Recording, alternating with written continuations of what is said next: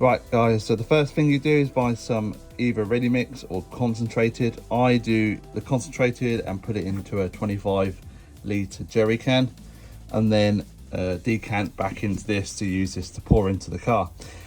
So yeah, so first things first, I'm just going to fill this up with this, and then we'll take this to the car and then fill the washer fluid up.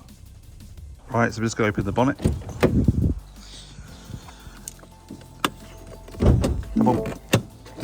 Double pull.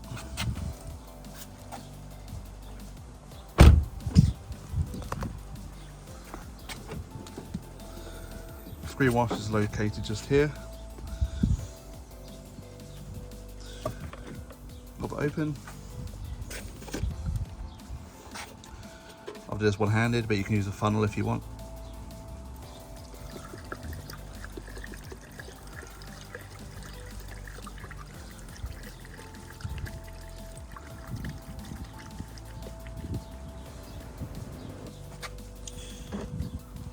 Okay, there we go.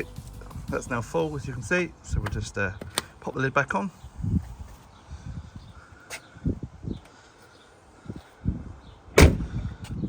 Close the bonnet and lock the car.